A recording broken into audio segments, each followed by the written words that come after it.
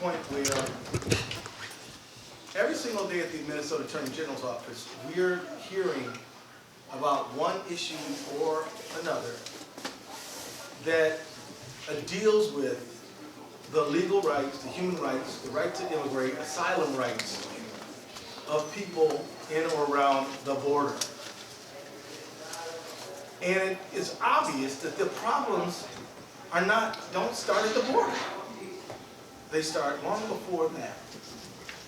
I thought it would be important to go to countries in El Salvador, Honduras, and talk directly with people. Hey, and talk directly with people who are having to make decisions about what they're going to do, and to hear them and to hear their stories. I was very grateful that Alianza Americas agreed to help host the trip. It was an excellent trip that we had.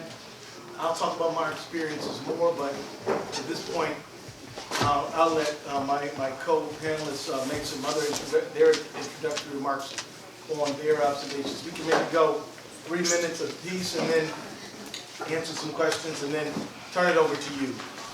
So, you about ready there, Ray? I guess I can go since I'm next to you. Let's get Oscar's still getting settled.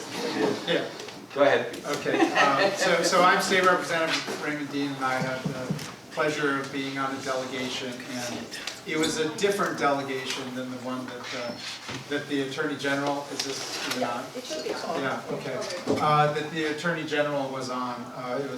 Ours was hosted by both Alianza Americas and of course COPAL was the local group that pulled together our delegation, and it was really an honor to be there as a state representative to see what was happening on the ground. As Attorney General Ellison mentioned, these issues around migration and people fleeing areas impacted by climate crisis doesn't begin at the border, it begins at their homes. And individuals don't make a choice just because it might be something fun to do or even because there's great opportunities. Sometimes it's out of necessity.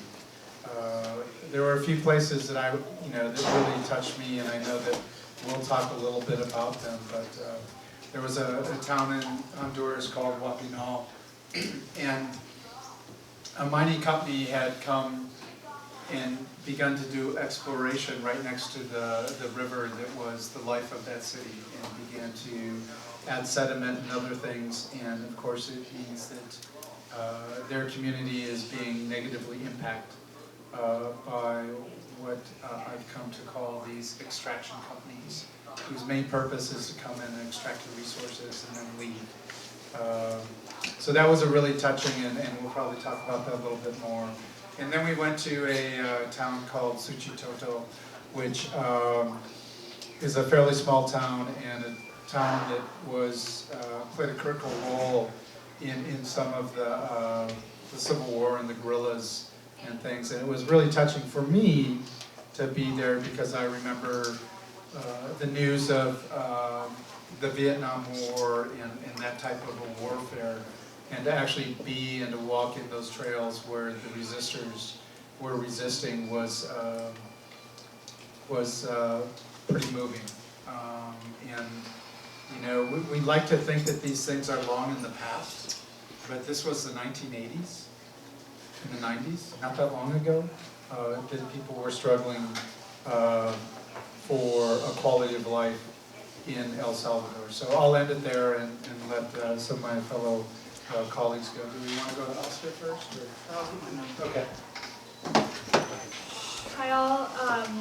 Y'all probably don't know me. I'm not an elected official. My name is Halley Norman. I'm a member of the climate core team with TakeAction Minnesota.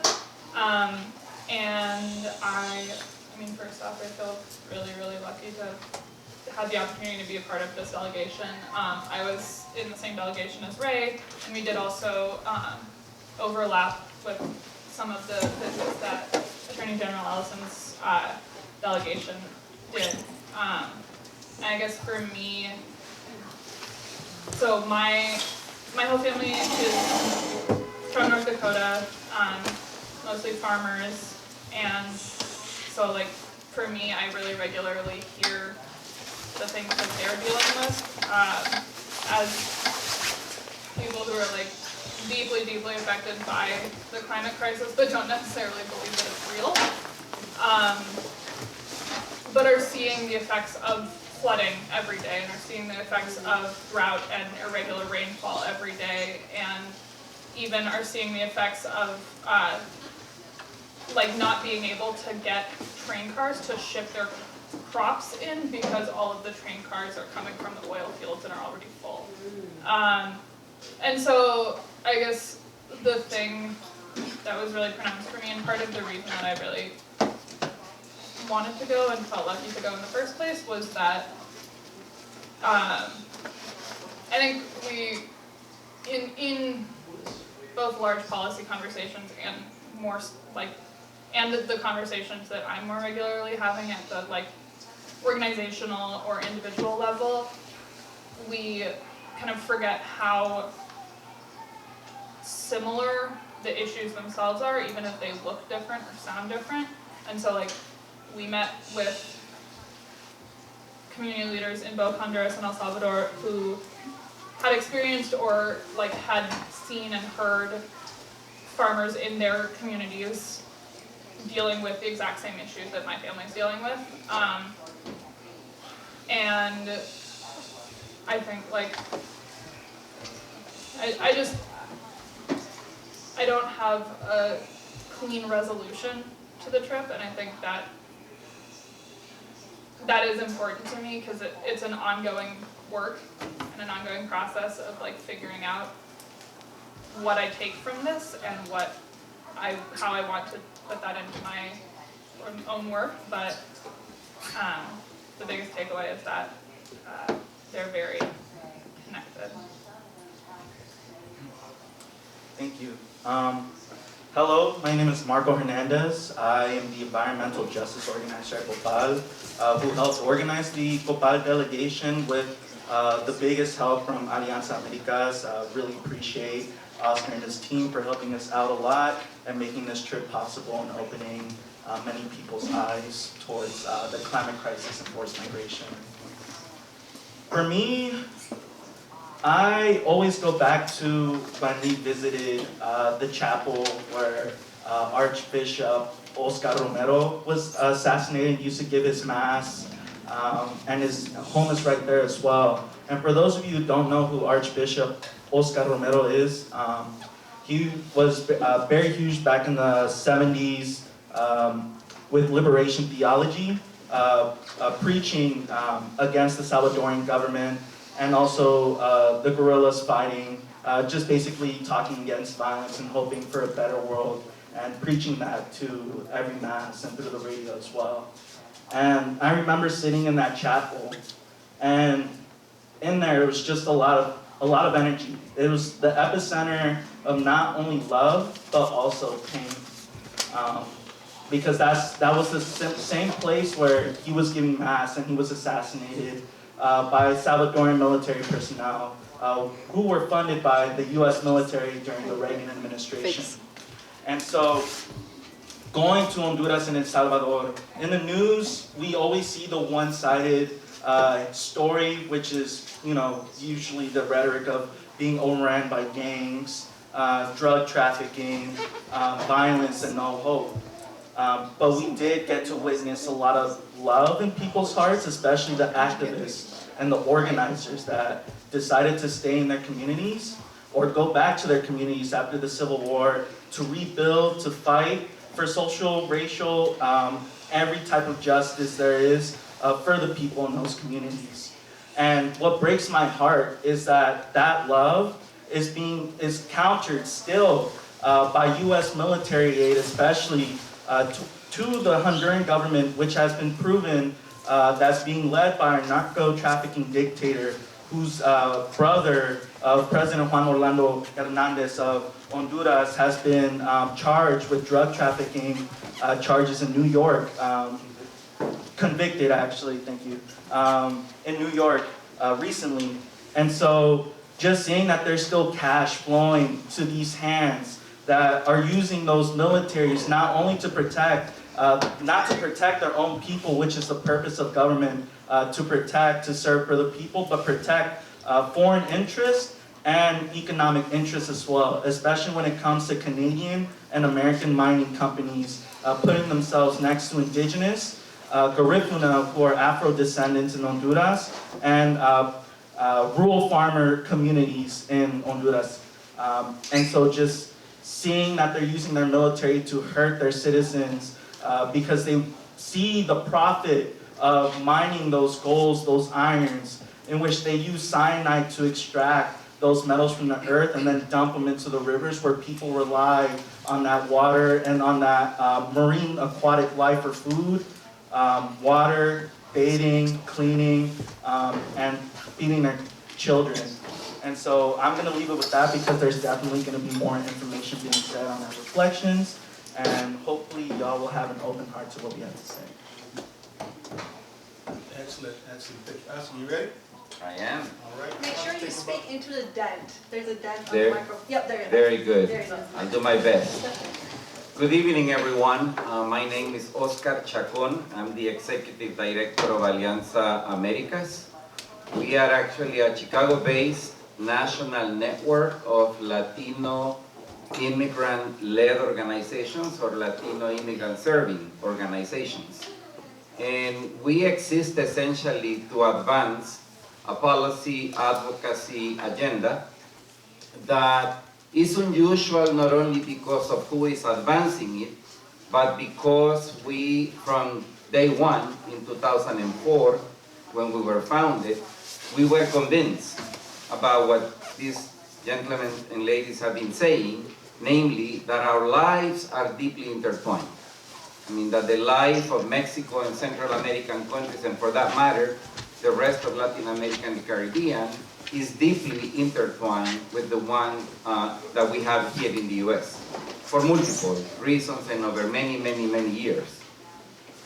And the reason why we focus on actually enabling local leaders, civic leaders, elected officials, etc., to come to these countries is because we believe that it is absolutely crucial to try to change the essential question from what do we do when people arrive to the US to what we believe is the more fundamental question, which is what is forcing these people to flee their countries.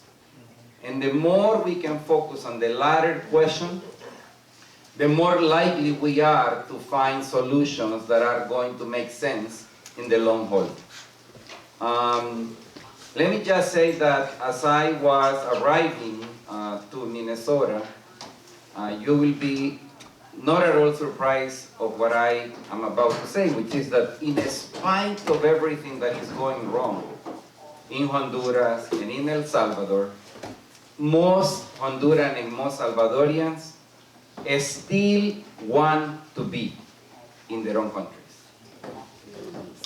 And the weather is one reason. You know, why to be in a place like Minnesota or Minneapolis when you can be in hot, you know, Tegucigalpa or hot San Pedro Sula or San Salvador? So, but there are many, many more reasons, you know, and it's important for Americans to understand that nobody willingly wants to really leave the place where they were born and raised.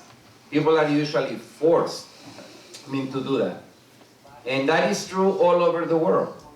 You know, sometimes I get to be asked, so are you for open borders? And I said, not necessarily, you know, but the reality is if there were no borders, most people would still want to be in the place where they were born and raised. Otherwise, go ask people in Mississippi, why are they in Mississippi? You know? And it is because in spite of whatever may be wrong in Mississippi, they love Mississippi. And that's why they're there.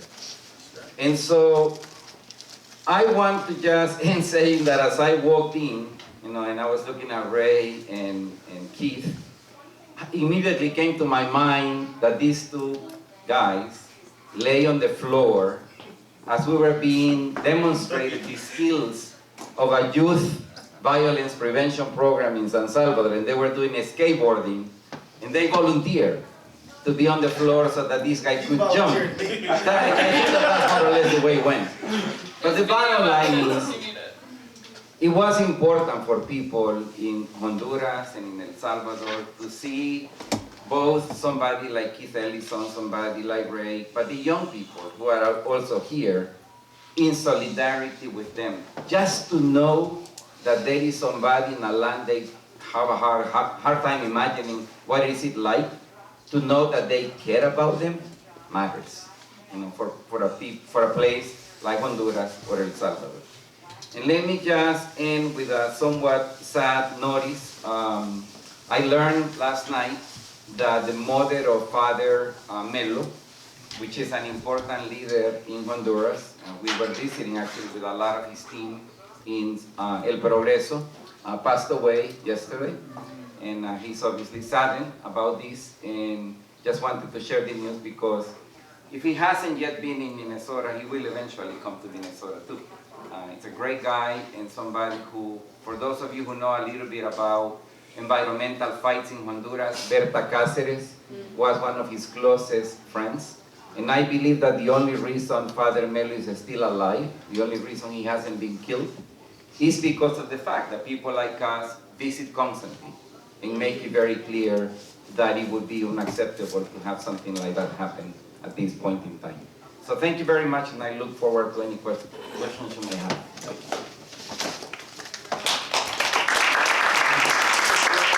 Sophia, we're all taking like three minutes or so just to give some impressions. I got some questions I'll put to the group, but then most of the meeting should be interactive, but give us your thoughts. Okay, I don't even know if this works. I can just talk really loud. I mean, it's not working right now, so. You have to speak into that little dimple on the top. Okay.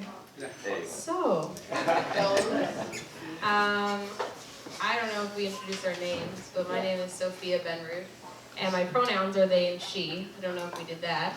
I also work for an organization called Black Visions Collective, and I'm actively working on with a bunch of other folks, working on building out a BIPOC table, Black, Indigenous, people of color. So, my 3 minutes, 2 minutes now. Yeah, the trip was amazing. It was a lot. It was intense. It was very tiring. But takeaways for me was, I was actively, in my mind, I'm just like a mapper. So I was actively mapping out like differences. And something that like very much dawned on me, which is probably like not a takeaway, that's basically environmental justice, but it was very curious to me that like we have a foster care system there. There is no foster care system in El Salvador. So like where do children go? What happens? You know, I was just very curious about healthcare system, about LGBTQ rights, trans rights, because that's a lot of work that we do in Black Visions Collective. And while we were there, 2 trans people were murdered. And as I'm sitting there talking to people, asking people about, like, do you work on this? Do you work on this? Oh no, that's not what we work on. We work on feminist agendas. Well, 2 people that were killed were trans women.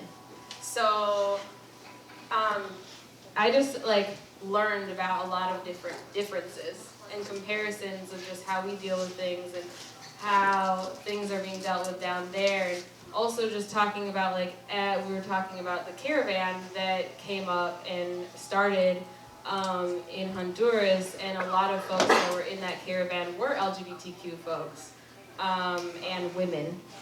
And a take back also was just women, right? Women in water, deeply connected. Also like, besides LGBTQ and like trans women, women in general overall are the most, are the frontline community, and also also are like the main folks that are really struggling, like finding water for your kids, clean water. Like, how far do you have to travel if your water is not accessible where you're at? What does the dangers look like of that? And really also laying out the differences of systemic oppression when your police is directly tied to the military, and the police and military are actively working with narcos. What does it look like? Who do you call? You know, like, I think that communities here, certain communities, especially black communities and people of color, also ask that question when we're talking about the police. Like, who do we call? We call our communities, and we heard that a lot. Folks moving into their families' houses for safety, out of their own houses because they were concerned for their lives, because the military and the police and the narcos are all at their door and in their backyard. So those are some light thoughts of mine. I'm not going to take up too much space because you have questions.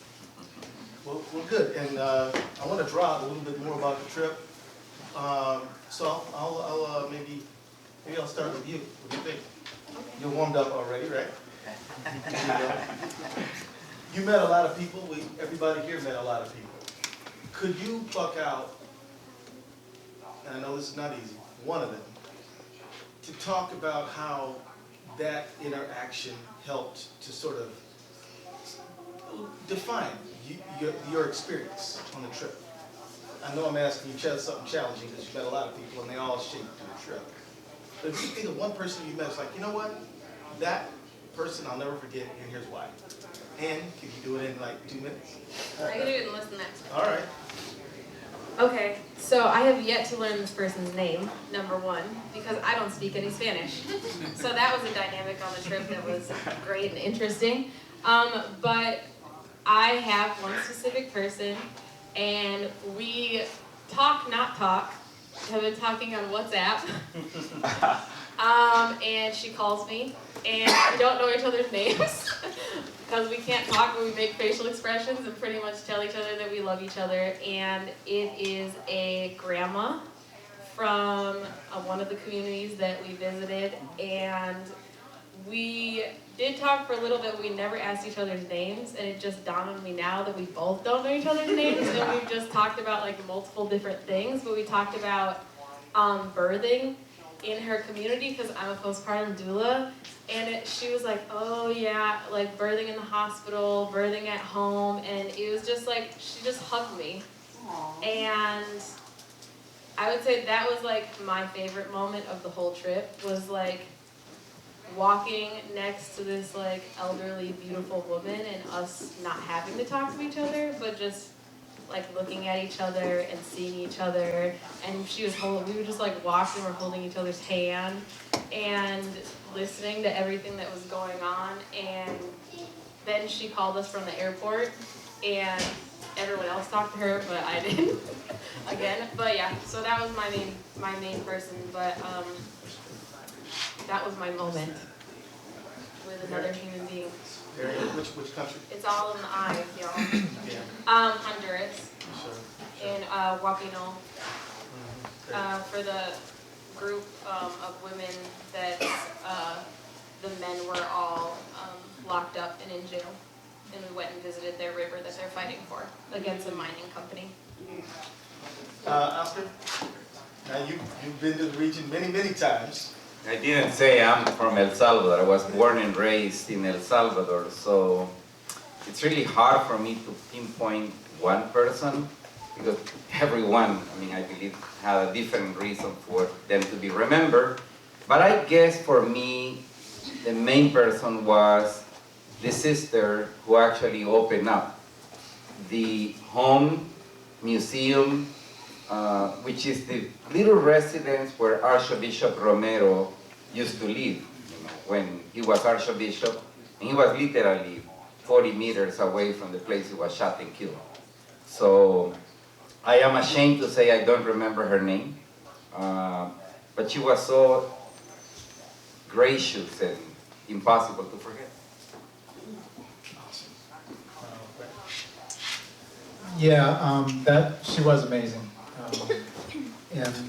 For me, it was really the principal at the primary school in La Chacra, a little town along the river in San Salvador, and it's a community that really sort of struggles economically. And yet there's, when we were at the school, there was a sense of, look at what we're doing. And I think many of you, if you went there with an attitude from here, you'd be like, oh my God, how can you do this? But, she was really, really proud of the students. She had students that were children of previous students she'd had, and so she really, someone deeply vested in her community and the success of her community. And for me, that was, she was one of the people we saw like that. There were so many people that we saw that sort of had that, that idea of making the most of life with what they had, and it was she was really a powerful woman. So. I guess, am I holding this one? Is this right? Yeah? Yeah, okay. I guess, so, for me, I think it's similarly hard to some of what Oscar brought up, that, like, we met with communities. We didn't meet with, like, figureheads, if that makes sense. We met with community organizations and groups of community leaders, and there were absolutely, like, standout individuals among those, and also none of them were doing it alone. And the work that we were hearing about, it was very much like, this is a community doing this. This is a community needing this. And it's a team effort. And then with that in mind, I do have a person who we met in Nuevo Gualcho in El Salvador. I think her name was Virna. Yeah, okay. She was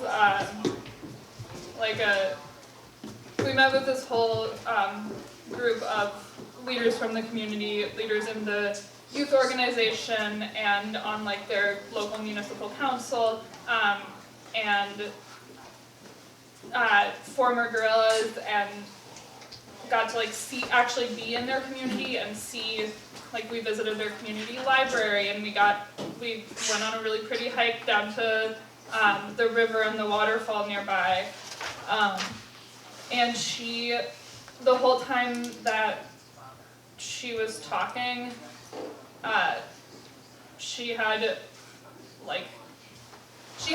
a level of energy that I really aspire to and don't often meet, because like for so many reasons, but like taking that, or like learning from the energy that she was bringing to even just to our conversation, and like I'm sure to any other conversation or any other space she's in. And then also at one point she kind of just called Ray out and was like, you're a legislator, like what are you doing? Are you actually doing things? You need to actually be doing things. And that clarity and that confidence in confronting someone who, like, no offense, but like you don't really have that much power over her life, but like being willing to call someone out who even like doesn't necessarily impact your life that directly, and being there for challenging that person and also recognizing how their actions may connect to and interact with the actions of people in your community or of your leaders or whoever. So, she's my person. It's, for me, it's in the same community, Nuevo Gualcho, Nuevo Progreso. It's this man who worked at the radio station, Progreso. And we've never learned his real name. He goes by his sworn name to respect the friend who lost his life, who gave him that name. He called him, his war name is Raccoon, but in Spanish. ¿Cómo se dice en español? Mapache. Mapache. So that's how we refer to him, Mapache. And so just a loving soul that man was, and still is. He pulled me aside once everybody went to go eat, and he was just telling me stories of when he fought in the guerrilla war, in the Civil War with the guerrillas, and also just stories about gangs, but also just funny stories as well. He was just this energetic man who, even despite the violence in his past, has still kept that childlike manner of just this energy and this wonderful aura of his. And I really respect him and his love for his community and just fighting for what's right for the young people who he works with in the community. Thank you, Marco. So my next question is, we're all here together at Walker Church, and this is not the last question, but it might sound like it a little bit. What would you, if you could, charge the good-meaning, caring, concerned people of Minneapolis with doing based on what you learned on the trip? What would your charge be? And again, a minute or two if you can. Anybody? Who wants to start? Okay,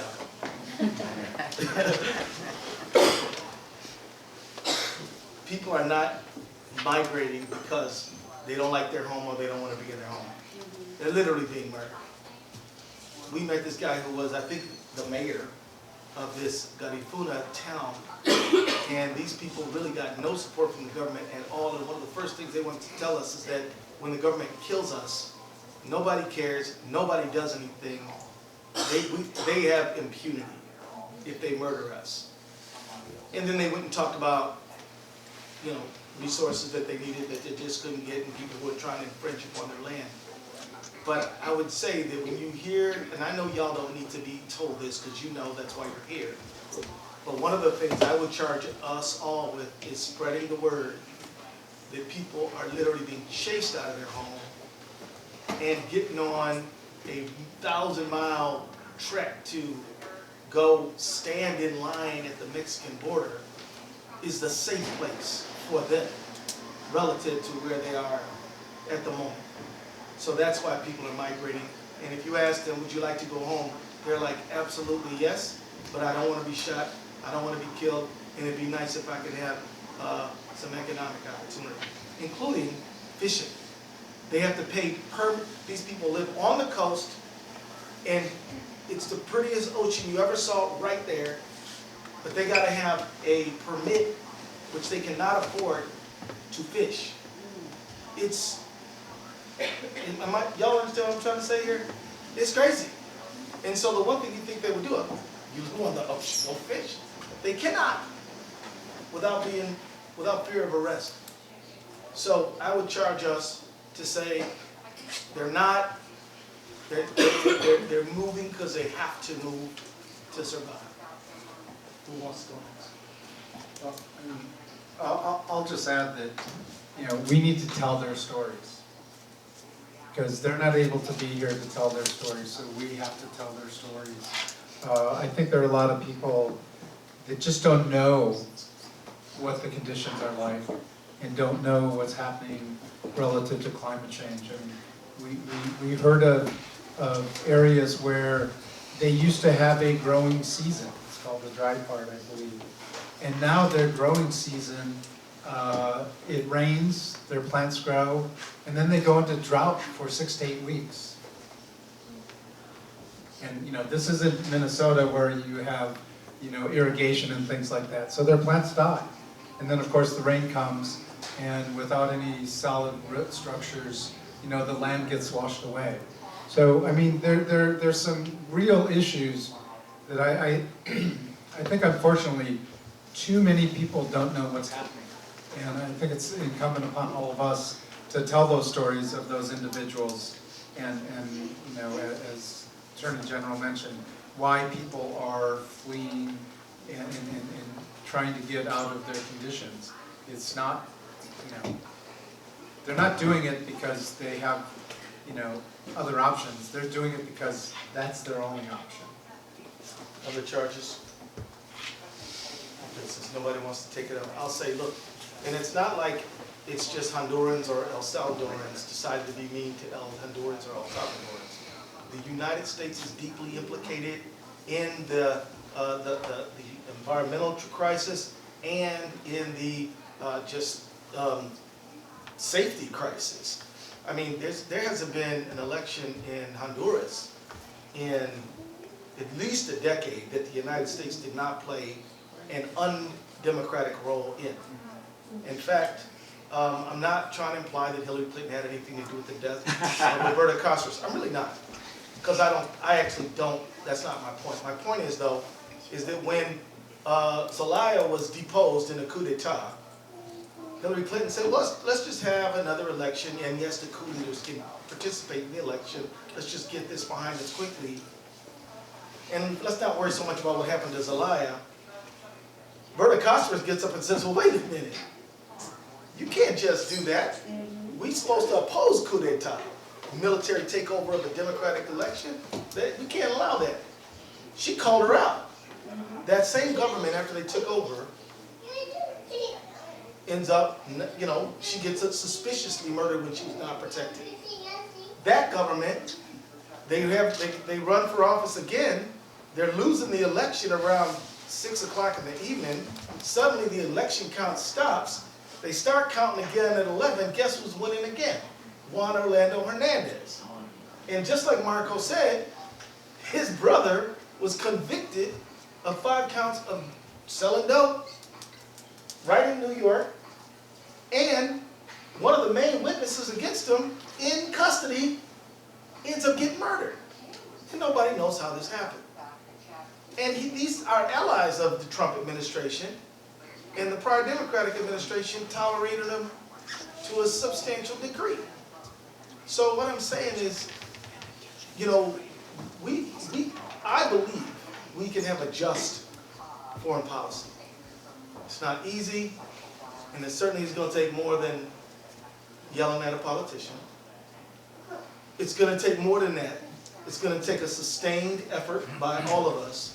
But it's possible, and I think that what we need to do is build structures like Alianza Americas, or build on structures, and COPAL, to build what my wife calls a progressive caucus of the Americas, where we are from Canada down to Argentina, everywhere in between. We are in touch, we are talking about climate, talking about justice, talking about safety, talking about fishing, talking about water. We've got to find ways to build that people-to-people connection, because the elites, they're in touch. I didn't talk about one of my people who I met. I guess I just did talk about one. But one of the people who I sat next to was a guy from the Arena Party in San Salvador. Y'all know what Arena is? Mm-hmm. That's the party of the brutal, murderous dictators. Remember the guy Dubasan down there in San Salvador, who was implicated in the murder of Archbishop Romero? That's his party, the Arena Party, modeled after the Reagan's Republican Party. Talking to these folks, they speak perfect English. They go to Harvard, Yale, Princeton, Brown, and Stanford. The elites of every country, they know each other. The people, we don't know each other. You go to Columbia, the elites, they know you. They'll show you around Washington, D.C. Yeah. Right? Right.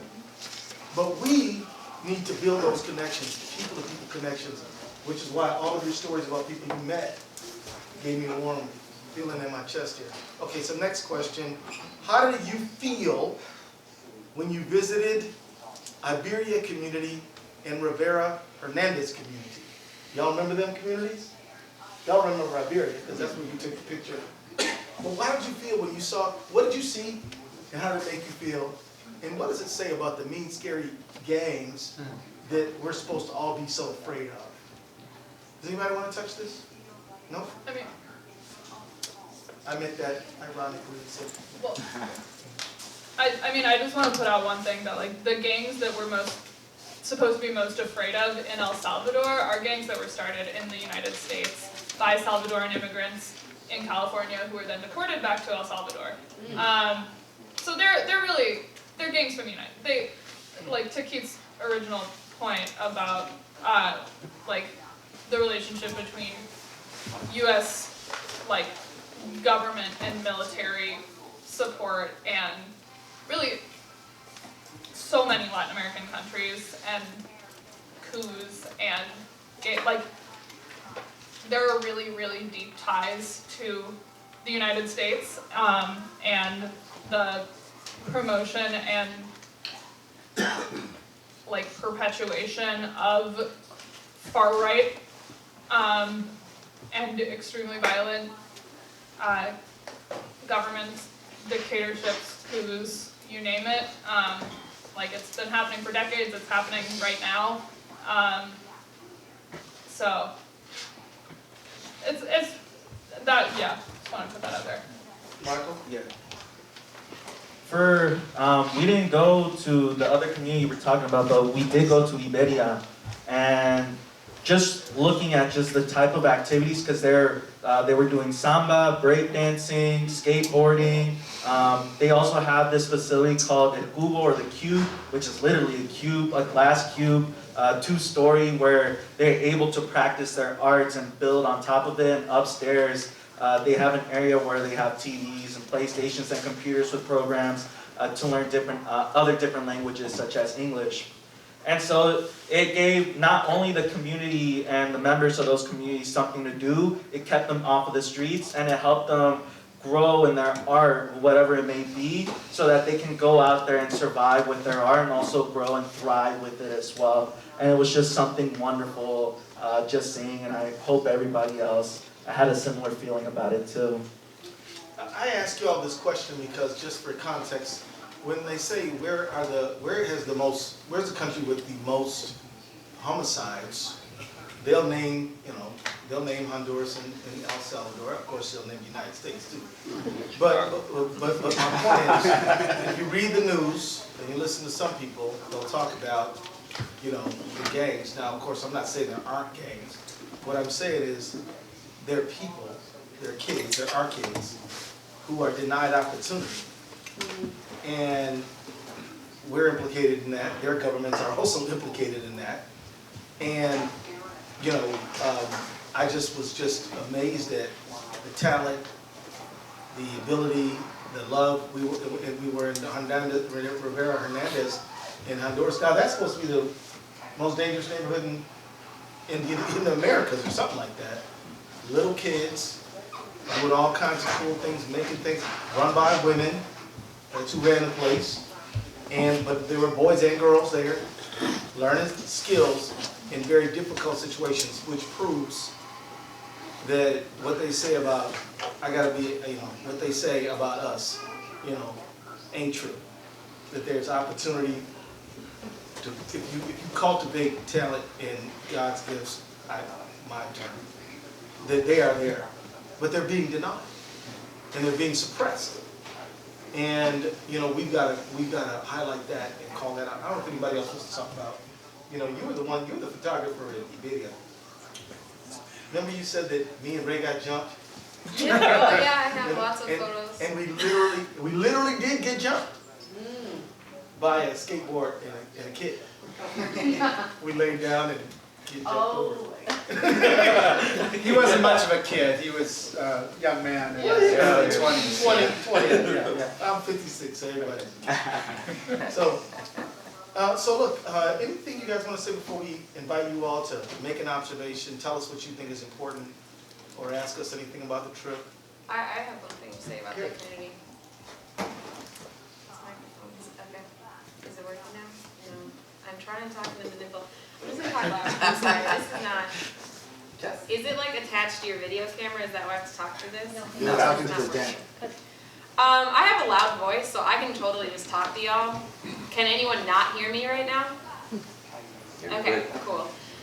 Something that I noticed about that community specifically was, though we had just left a community that has actively worked to keep out gangs from it, and it was led by women, the programs that were set up in the community we visited right after that was all set up, the programming was all set up for male, like men, masculine folks.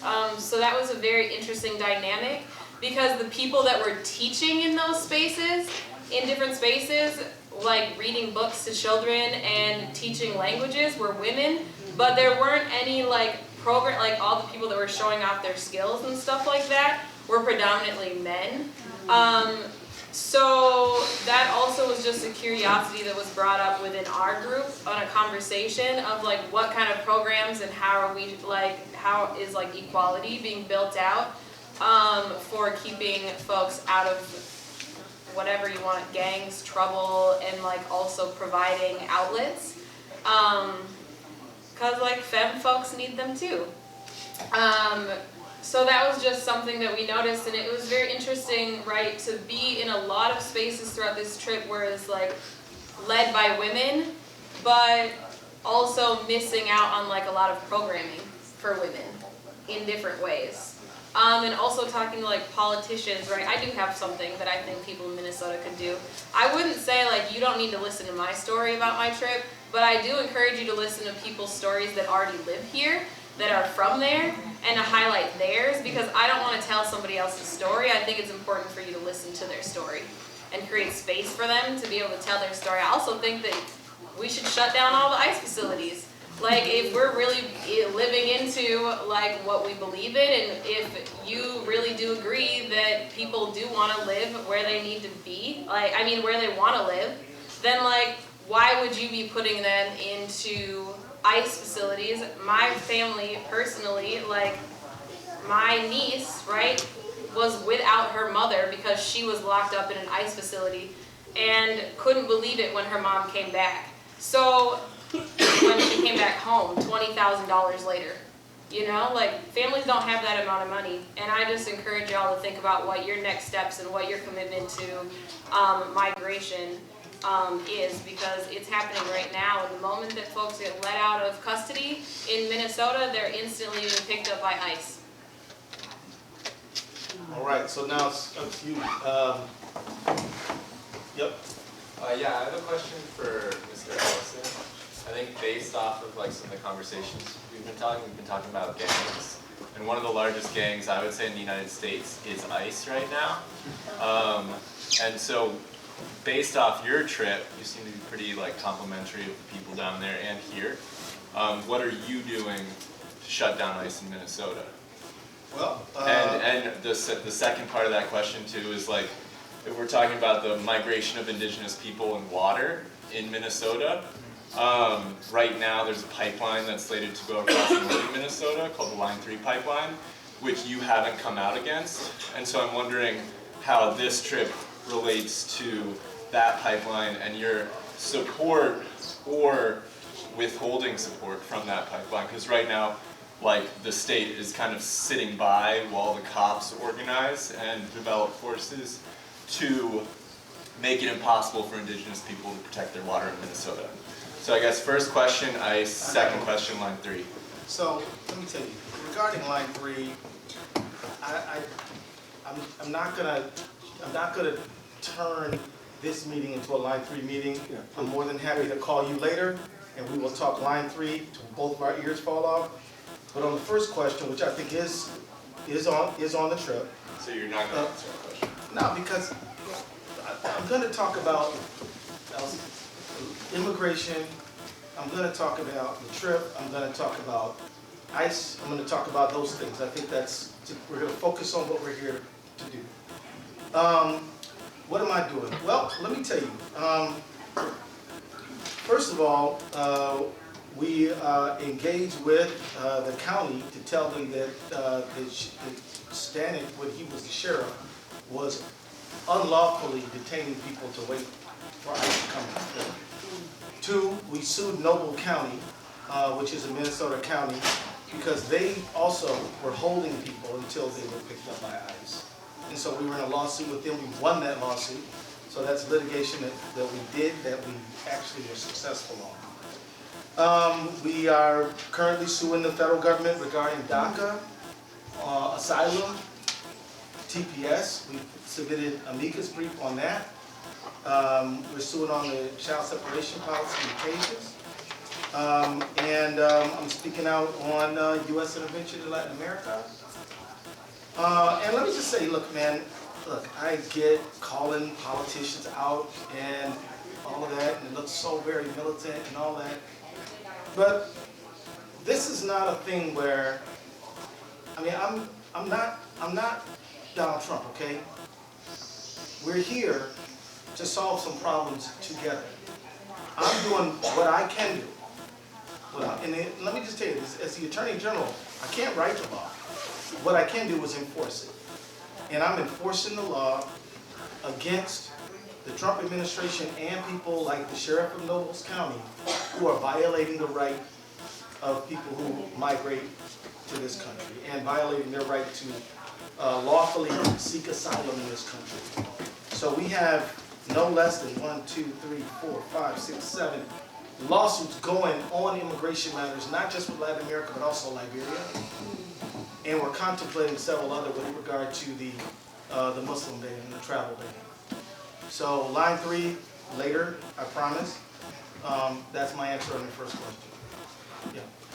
Well, first off, thanks for putting on this really powerful event, and I'm really glad you heard all of your stories about the people in El Salvador and Honduras. I also have a question for you, Attorney General Ellison. So obviously, these people from those countries who are being forced to migrate to the United States, they come up through Mexico. The next sort of trial they face is the increasingly militarized U.S.-Mexico border, which, you know, if it doesn't send them into the hands of Border Patrol or ICE right there, or into the concentration camps, it sends them into the desert to die. Now, the state of Minnesota has currently got over $2 million worth of investments in a company called Elbit Systems, which is being contracted to build that militarized border. And you are one of 4 members of that board of investments. Will you commit right now to divest the state of Minnesota's funds from Elbit Systems and border militarization? Yeah, I'm really disappointed. Maybe I'm the problem and I should just go, and me and all the people who want to talk to me can talk to me outside. I would really love this to be about the trip. Yeah. But I will say this, I'll do this as quickly as I can, and I'm happy to talk to you about this issue, but it does bother me a lot that the trip is being obscured by this. Look, the State Board of Investment is the pension funds of people who have worked for the state of Minnesota and teachers and others. It's not my money. It's not, I don't have a penny of it. And so anytime anybody asks me to do anything with that money, I have to ask myself, what am I even on the State Board of Investment for? I guarantee you I did not run for Attorney General so I could be on the State Board of Investment. I wish I could quit the State Board of Investment, but I am there. I'm entrusted with the pension money of people other than me. Now I could say, my politics are these 5 things, and with your money, Mrs. 65-year-old teacher, I'm going to do all these things because they're my politics, my politics. I'm willing to look at a divestment on fossil fuels, companies that engage in human rights abuses, all that, but I'm not going to do it in a precipitous way. I'm going to do it by engaging with the people who actually run the State Board of Investment, not me. That's the staff who's there. His name is Mansco Perry. He runs that. He's there every single day. And I'm going to pressure him and say, you got to get us out of this stuff. Now, I'm not going to tell a 65-year-old teacher who needs her pension that because of Keith Ellison's personal political beliefs, I'm going to mess with her pension. But I am going to say, and I have said, that I do believe we need to. That's why we did the thing on the climate stuff, to say, look, how can we responsibly get out of these fossil fuel investments, and how can we responsibly deal with companies that have human rights records. Let me just add this one last point, and then I'm gonna move on, okay? I need to figure out, and we need to work, because these stocks are bought on an index. Literally thousands of stocks in an index based on their yield. So to chip one out is not necessarily an easy thing to do. But, you know, look, I'm the same person I've been for the last, since I was 17 years old. But it's not my money. I'm not, and you're asking me to do something with somebody else's money when my sole responsibility is to make sure that that pension asset can fund those pensions as people go into old age. So I'm gonna do what I believe is the right thing, and I'm gonna advocate for it, but I'm not gonna do it in a way that doesn't prioritize the pensioners. Now look, you guys, anybody who needs to drill me on the State Board of Investment or whatever issue they got, can we do it later and talk about this stuff here? Thank you for organizing this event for the community. And first of all, before I ask about the trip, I want to thank you for the times when you were a congressman, and got our brothers and sisters that got detained in Ohio. And often people, when our public officials come before us, we always want to hold them accountable for stuff, and drill them and chase them, and asking hard questions about everything. But we almost never thank them for some of the stuff that they do, and they deserve credit for. This family got detained unlawfully in Ohio. They were put in a cell, cold cell. They were being mistreated. The whole family with a baby, just a days born baby, and with a call that we made to Ellison's office, he made some calls, and not even 2 days, they started treating them with respect, and they got a better process, and by the way, Victor, he always says thank you to you, because his family got treated with dignity after that call. So thank you very much for that, and so everybody knows that there's a lot of good things that public officials do, but we often don't want to recognize. But my question now is, how this trip is gonna help you shape your policy or enforcement of the law here in Minnesota? How it change your perception? How it connects with it? Well, I'll just say this, and I want to hear from everybody, but I'll just say, first of all, if any of you run across a case where we might be able to file a lawsuit to stop an unlawful detention, to stop, I mean, even if people there's no reason they can't just get a court date. There's no reason to hold somebody in the cell. If we, like Sherburne County has gotten my attention, I'm curious about how people are being treated in that facility. But I think that people, I don't know why they need to be held. They can just get a court date. Why not? And then somebody raised the issue, I think it was Sophia, about how people were held in jails for ICE. That is not the protocol. We don't work for ICE. The people of the state of Minnesota pay taxes so that the state of Minnesota law enforcement works for them, not the federal government. So that's another thing that I think that we can work on.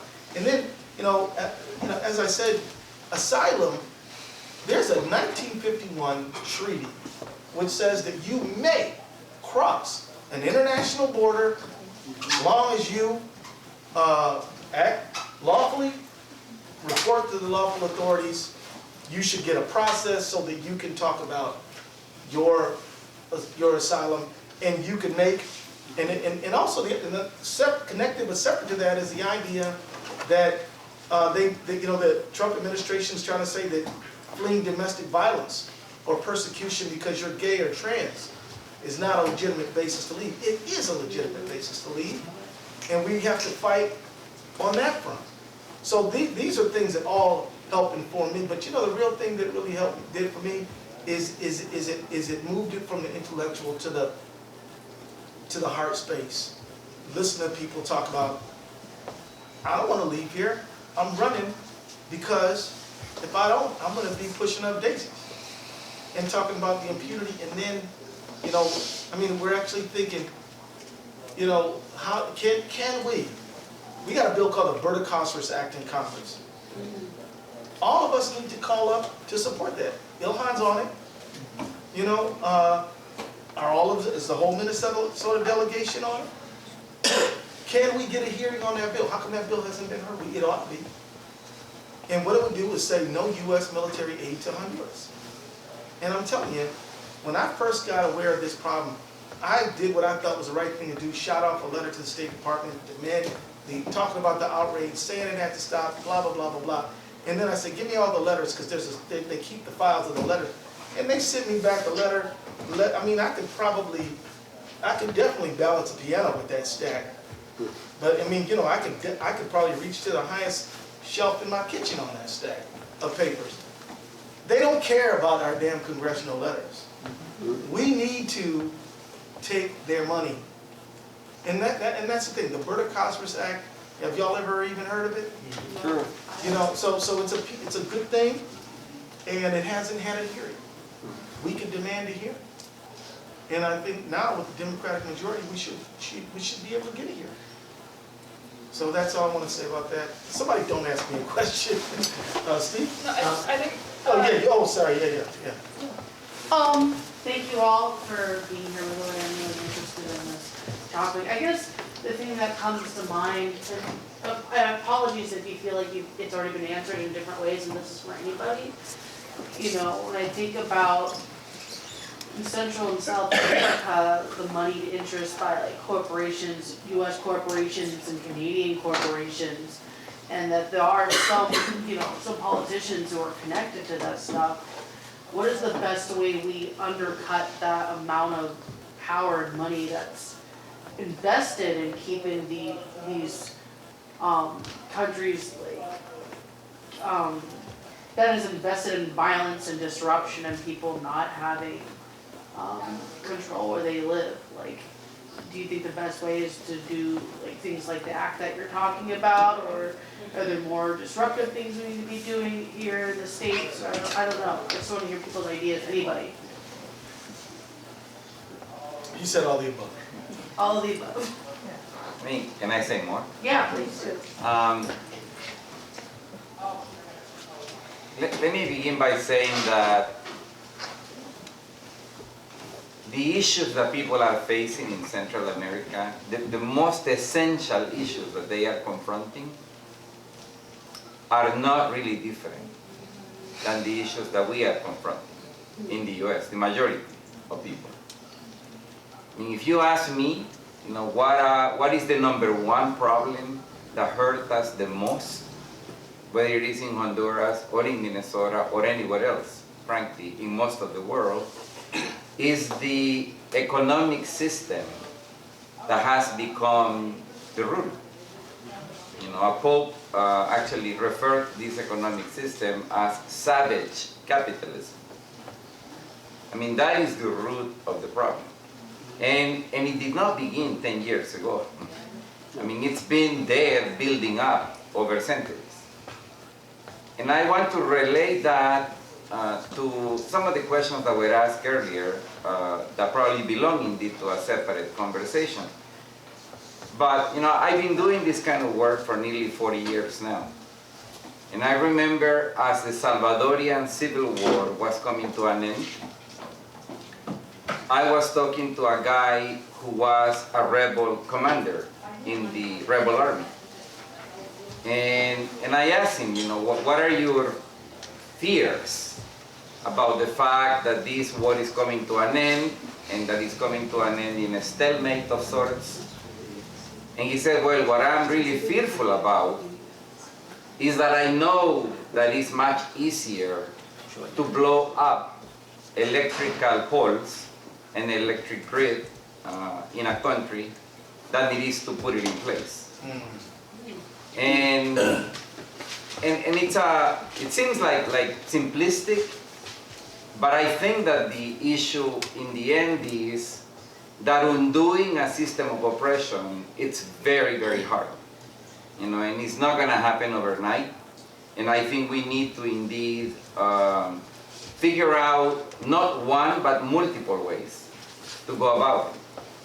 And I think that the issue that affects us the most in Central America, or for that matter in Latin America, is the same issue that affects us also here.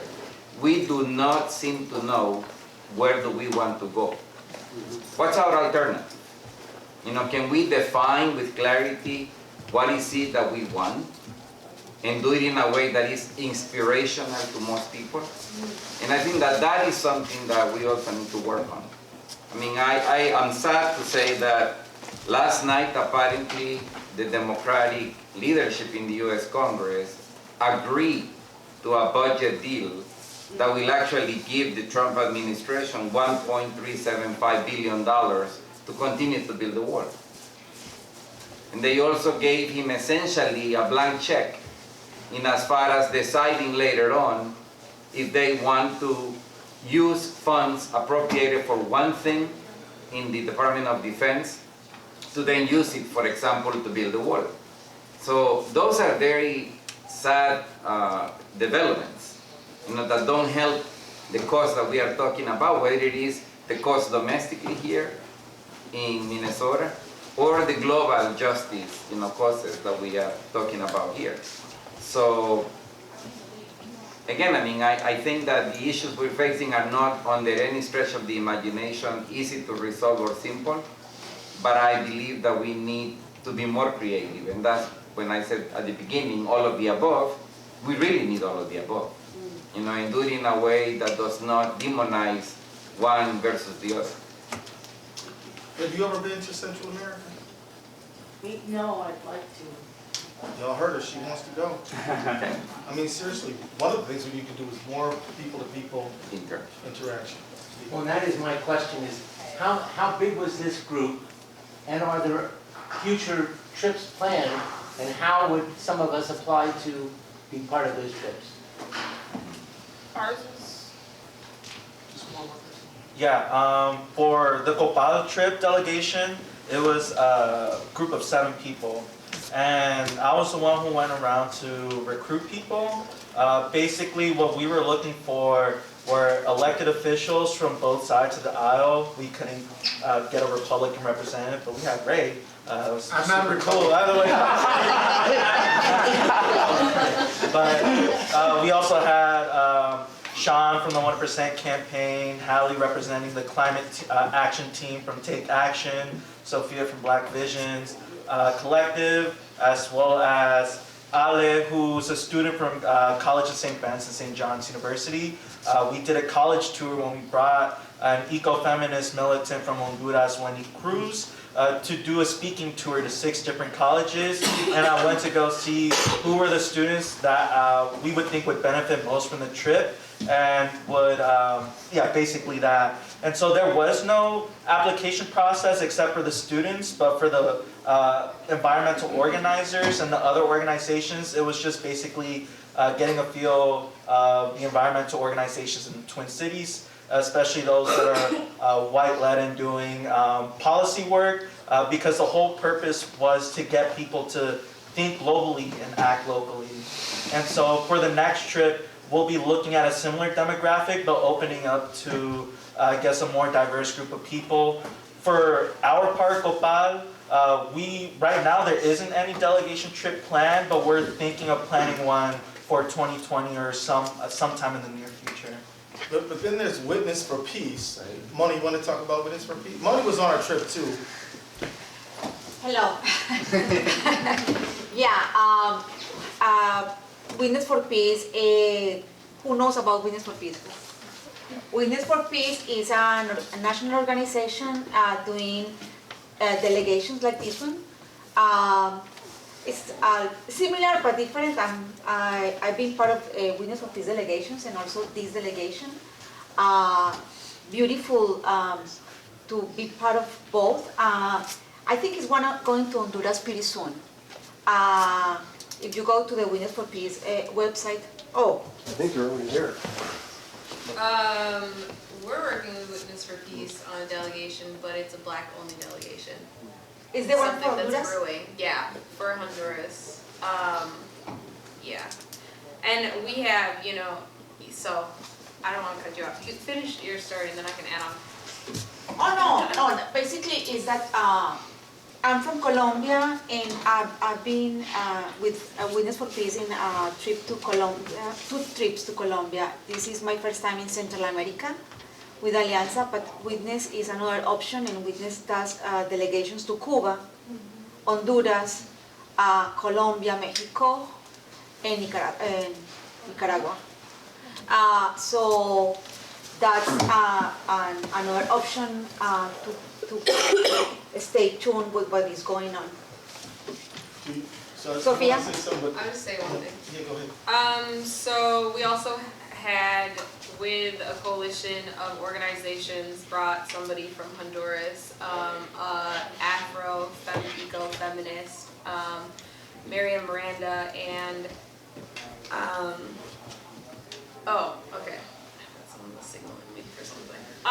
So she came into town, and we have been working actively on building out Black solidarity in a global sense. And it was actually shocking to hear that she has been to the United States multiple times, but this was the first time she's ever met with Black people. So as I encourage everyone to like cross-pollinate and learn about one another and go to different countries, I also would encourage you to support BIPOC people going to other countries and building out solidarity in that way too, just because we actually don't get that many opportunities to build together.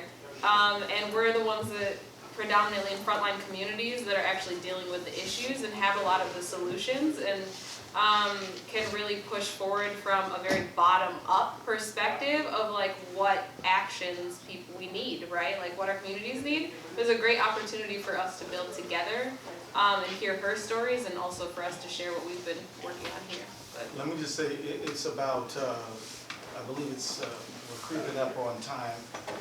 We asked y'all to be here till 7:30 and 7:25. The other trip was led by Alianza America. Oscar, you want to talk about who's our delegation? Sure. But first of all, let me pick up on what you were just saying. The world of solidarity, so to speak, in the U.S., going back, frankly, to the 1970s, has been predominantly white-led. I mean, that's just a fact. Whether you look at Witness for Peace, or you look at CISPES, or you look at NISWA, any of these strong solidarity networks that came up in the 1980s, they were mostly white-led. Alianza Americas is absolutely a Latino-led. And Latino, by the way, is everything. We're Black too. I'm proud to say that our membership just elected our new president, and she's a Black Honduran leader. Actually, the president of the Central America Black Organization. And so just to put it in context. So one of the differences between Alianza Americas and other groups is who's doing the organizing. And I think that that counts, because it does make a difference. We focus on elected officials, state, city, and federal level. So there are some cities where there is a lot that can be done, as well as the states and of course the federal. We focus on civic leaders, meaning different types of civic organizations that have the capacity to influence policy-making processes. We focus on faith leaders, all denominations. We focus on youth leaders, different kind of youth-led organizations.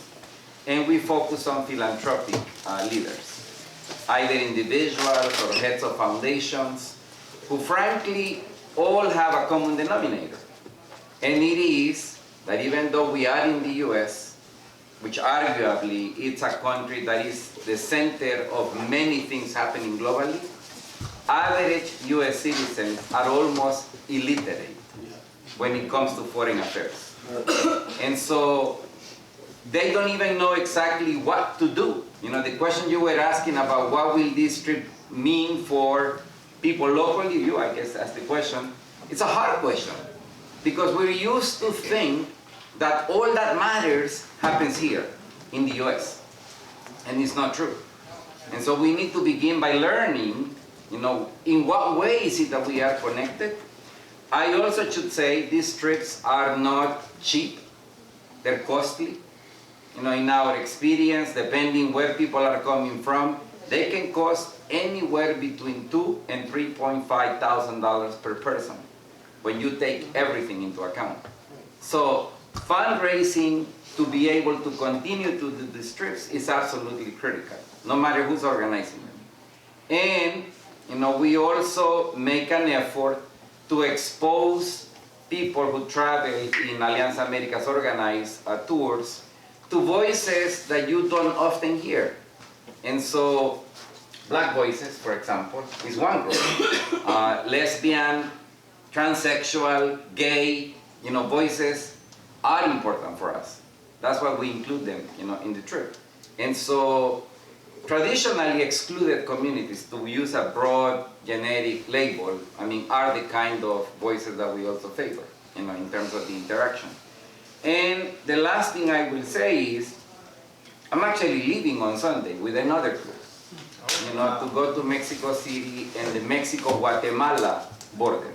Because in case you didn't know, the only reason why the number of people arriving to the US-Mexico border has somewhat decreased over the past 6-7 months is because Mexico is catching them at the Mexico-Guatemala border.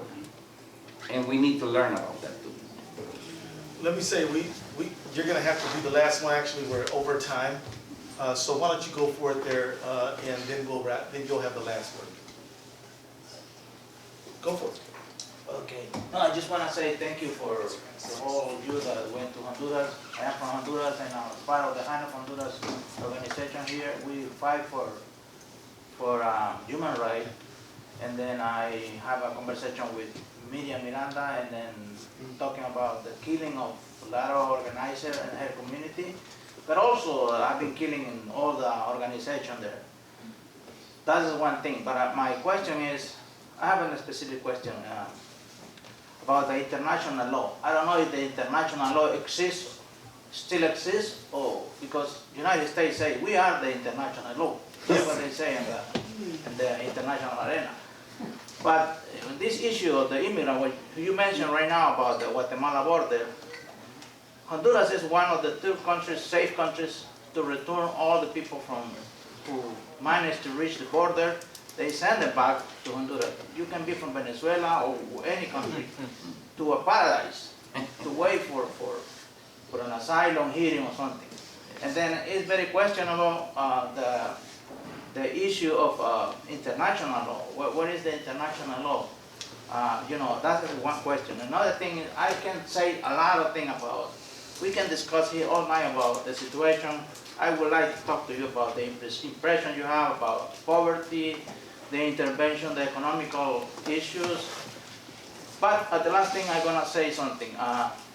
Last 2 days, they have a meeting, well, not a meeting in Washington, D.C.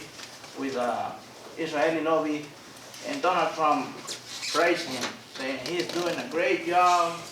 A guy who has his brother, you already judged by the law in this country, and he said that he's doing a great job. I don't think this thing helped to all the issues that we're trying to work here.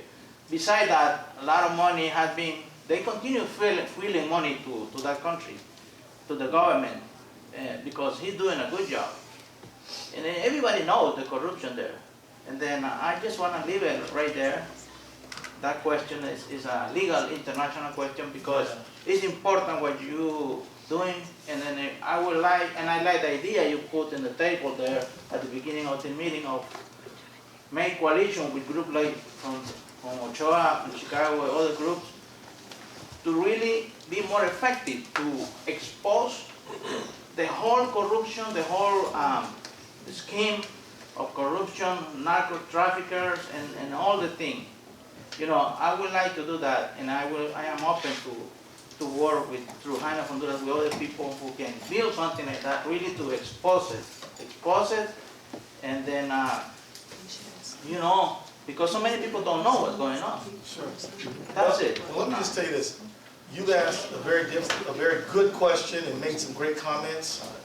I think that what I'm going to encourage us to do is talk among each other as we go. I must apologize and tell you that I'm late for another meeting I have to get to in St. Paul. But I want to just tell you this.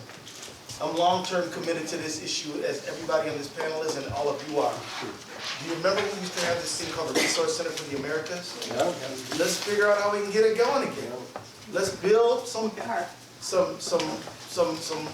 connections so we can meet our neighbors as, you know, so we can talk about what's righteous and proper trade as opposed to exploitive and abusive trade. What do we want our country and our relationship to be? And do we believe we can have a just foreign policy if we work together? I want to thank all the panel, and I want to ask y'all to give them a hand.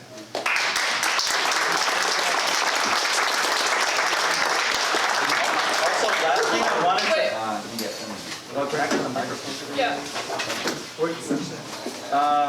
Last thing that I wanted to add is that COPAL will be having our own event, which will be Skyping in one of the people who are fighting the mining companies, Gabriela Soto,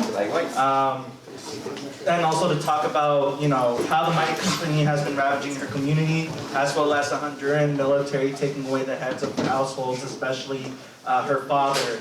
And so there's going to be a fundraiser we'll be holding for the community so that they can have the resources in order to combat said mining company, and also go deeply more into the climate framework that COPAL has created over here, and to talk about much needed in the climate crisis, the human impact on top of the impact on natural resources as well. So thank you so much, y'all, for joining us. Over there for those interested.